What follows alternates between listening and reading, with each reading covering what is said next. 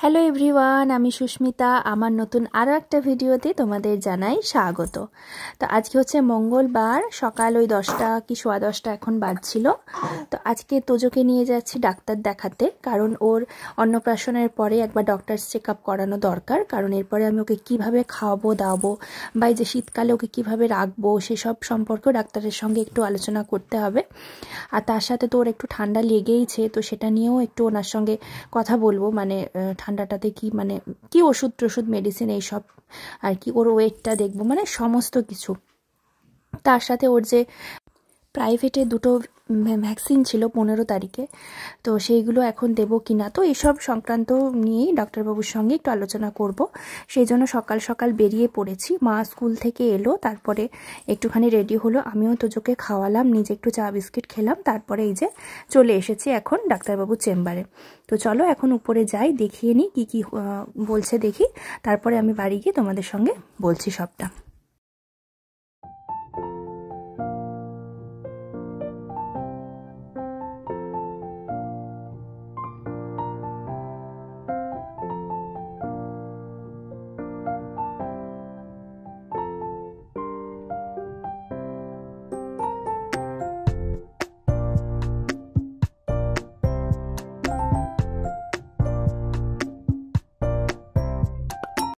তো এখন চলে এসেছি ডাক্তার দেখিয়ে বাড়িতে।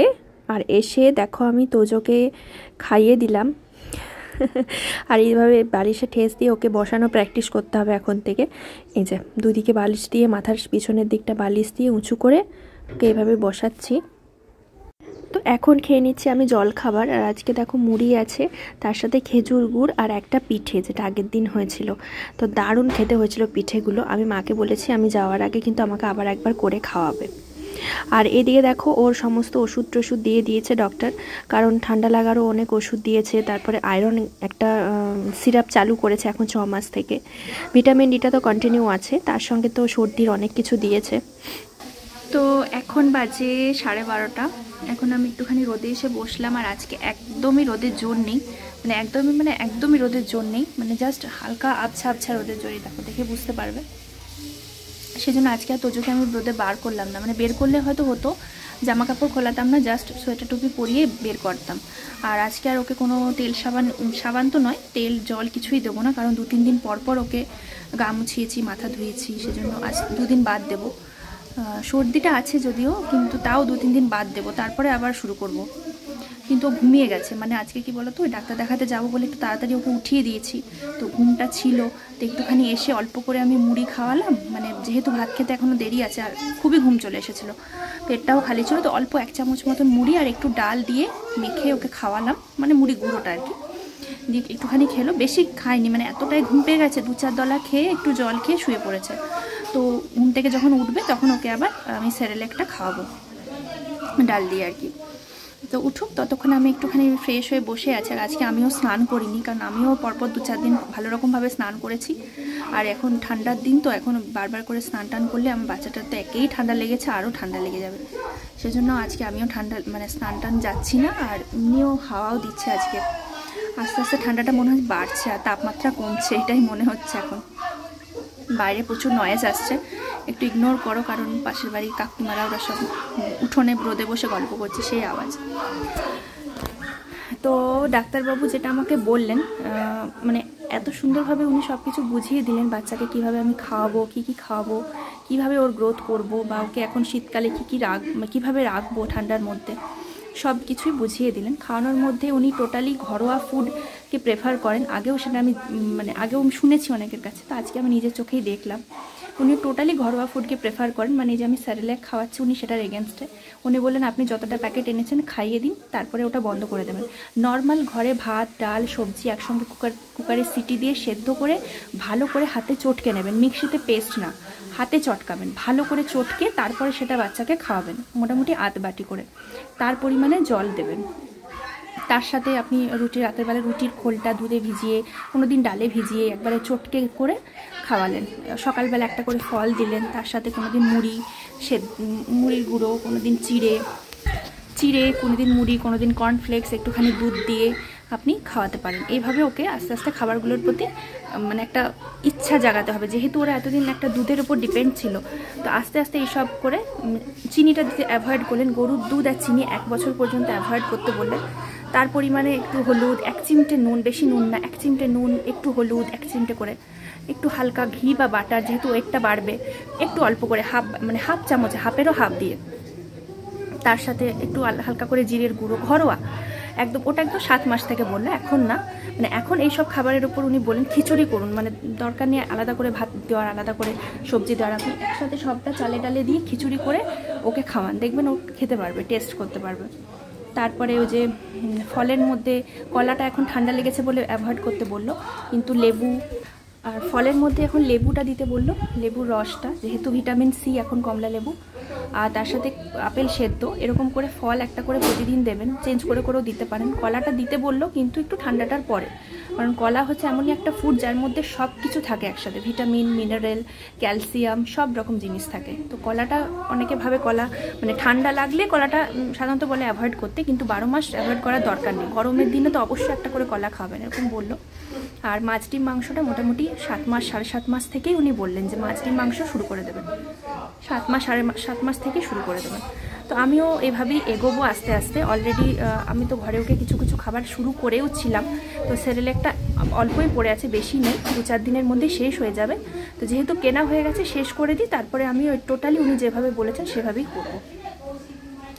তো এই হচ্ছে ব্যাপার। আর তার সাথে তো ওষুধ দিলেন, মানে ওষুধটা নর্মালি সর্দির জন্য দিয়েছে, ওই একটা আয়রনের ট্যাবলেটটা, সিরাপ আর কি, আয়রন সিরাপ শুরু করলেন, তার সাথে ভিটামিন ডি যেমন চলছিল সেটা, আর এখন সর্দির জন্য কিছু কিছু ওষুধ দিয়েছে। আর ভ্যাকসিনটা সেটা বললেন যে 1 সপ্তাহ পরে আসবেন, উঠে গেছে বোধহয়, আসবেন, তারপরে আমি বলে দেবো, মানে সর্দিটা কমলে আর কি, উঠে গেছে, সর্দিটা কমলে তখন ভ্যাকসিনটা উনি দেবেন। চলো, উঠে গেছে বোধহয়। কি হয়েছে, উঠে গেছ, হয়ে গেল? হ্যাঁ, কি আচ্ছা আচ্ছা আচ্ছা না। তো এখন হচ্ছে দুপুর প্রায় 1:30 থেকে 1:45 বাজছিল এই সময়টা। আমি আর মা যাচ্ছি গোপাল মন্দিরে, গোপালের প্রসাদ খেতে, নেমন্তন্ন আছে, সকলেরই আছে, কিন্তু বাবা বা মাসি ওরা কেউ যাবে না, দিদা খেয়ে চলে এসেছে, আর আমি আর মা যাচ্ছি। আর তোজোকে খাইয়ে দিলাম, খাইয়ে দাইয়ে ও মাসির কাছে, দিদার কাছে এখন খেলা করছে, কারণ একটু আগে ঘুম থেকে উঠেছে, যে কারণে এত তাড়াতাড়ি তো আর ঘুমোবে না।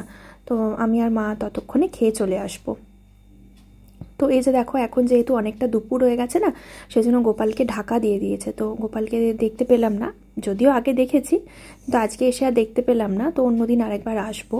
আর এখানে দেখো সবাই খেতে বসেছে, প্রচুর লোকজন করে, মানে এই পাড়া ও পাড়া থেকে অনেক লোকজন আসে, আর চেয়ার টেবিলেরও ব্যবস্থা আছে, নিচে বসেও খাওয়া যায়, মানে ওই খিচুড়ি, পায়েস, তরকারি, চাটনি এইসব করে আর কি। গোপালের যে মেন প্রসাদ সেটা হচ্ছে পায়েস, এই যে প্রথমে পায়েস দিয়েছে, তারপরে খিচুড়ি, তরকারি এইসব আসবে। আর দেখবে ঠাকুরের প্রসাদ না এমনই একটা জিনিস যে মানে যেমনভাবেই করো না কেন, স্বাদ কিন্তু মানে অতুলনীয়, তাই না?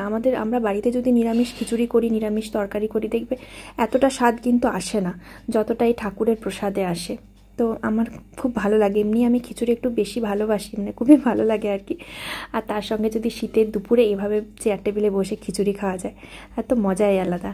তো এই যে দেখো, পাতা একদম শেষের পথে, শুধুমাত্র এটুকু পড়ে আছে। আর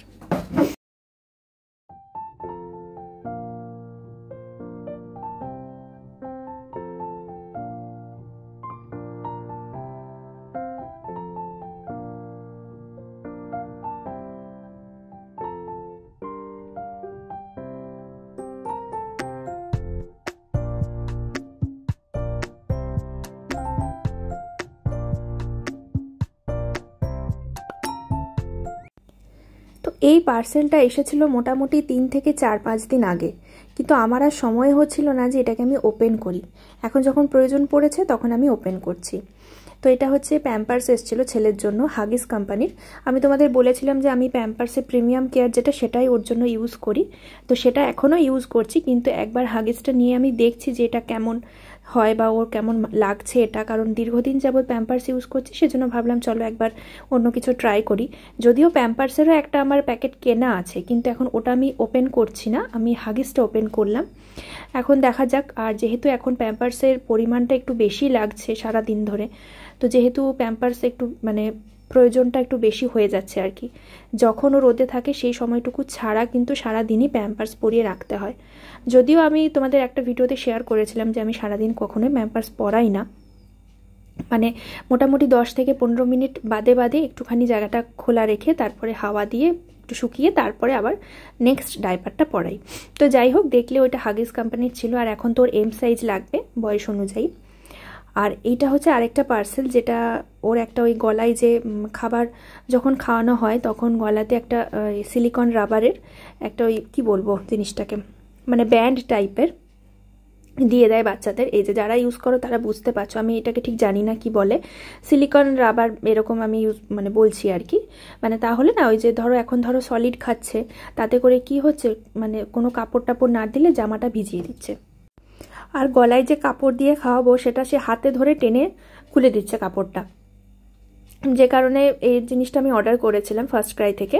আর এটা কিন্তু লাভ লাভ ব্র্যান্ডের, আমি লাভ লাভও এই প্রথমবার আজকে ইউজ করব। এখন লাভ লাভের কোনো জিনিসই ইউজ করিনি, শুনেছি খুব ভালো নাকি ব্র্যান্ডটা, তো দেখি কেমন হয়। আর এটা কিন্তু পুরোটাই রাবারের, সিলিকন রাবারের, ধোয়ারও দরকার নেই, যখন যখন খাওয়ানো হবে তারপরে এটা ভালো ভিজে কাপড় দিয়ে মুছে দিলেই চলবে।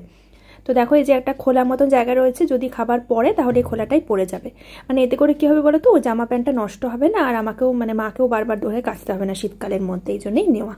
তো মা আমাকে এই যে পেয়ারা দিয়ে গেল বাটিতে করে, এটাতে নুন আর লঙ্কা মিক্স করা আছে, তো আমি পেয়ারাটা খেয়ে নেবো। আর শীতকালে দেখবে পেয়ারা খেতে ভালো লাগে, আর শীতকাল না সারা বছরই পেয়ারা ফলটা ভালো লাগে, আর নুন টুন দিয়ে তো আরোই ভালো লাগে। তো আমাদের খাওয়া দাওয়া হয়ে গেছে অনেকক্ষণ,